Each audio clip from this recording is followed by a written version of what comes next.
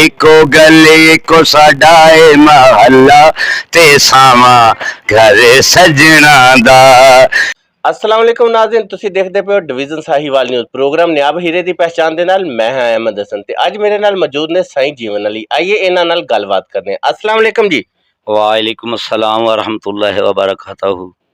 अच्छा, मेरा तुहानू सवाल है, कदों तू गाना गा रहा है जी? मैं सर तकरीबन 10 कुछ साल दा सी जदों मैं गाना दा शौक कीता है और 10 साल अल्हम्दुलिल्लाह 10 साल तो बाद फिर मैं तकरीबन 15 के 16 साल की उम्र दे विच मैं उस्ताद दे नाल रहना शुरू किया। उस्ताद पकड़े ने। अच्छा, मेरा तुहानू दूसरा सवाल है, हर काम च किसी दा कोई ना कोई उस्ताद हुंदा है, लेकिन इस काम च तुहाडा किहड़ा उस्ताद है?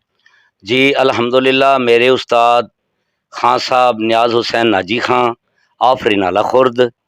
अच्छा खान साहब, अज साडे नाज़रीन वास्ते किहड़ा गाना सुनाओगे? जी मेरा नवा गीत आ रहा है, मैं जनाब तुहाडे अगे पेश करना। एको गली एको साडा ए महल्ला है, एको गली एको साडा ए महल्ला ते सावा घर सजना दा। एको गली एको साडा ए महल्ला ते सावा घर सजना दा।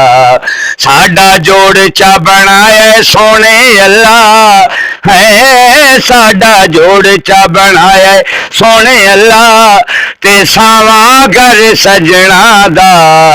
एको गली एको साडा ए महल्ला ते सावा घर सजना दा। सजना दा ते सावा घर सजना दा। चन नालों सोना मैनू यार मिल गया है, सोच नालों वध के प्यार मिल गया है। चन नालों सोना मैनू यार मिल गया है, सोच नालों वध के प्यार मिल गया है। प्यार मिल गया है मापियां दा इको एक कला, कला नहीं सयो मापियां दा इको एक कला ते सावा घर सजना दा। साडा जोड़ चा बनाया सोने अल्लाह है, साडा जोड़ चा बनाया सोने अल्लाह ते सावा घर सजना दा।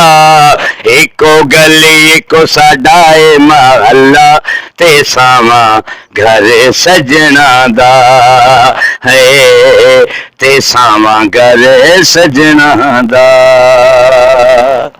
जी नाज़रीन, अज मेरे नाल मौजूद सन साईं जीवन अली। अगले प्रोग्राम तक दिओ इजाजत, वेखदे रहो डिवीजन साहिवाल न्यूज़। अल्लाह हाफिज।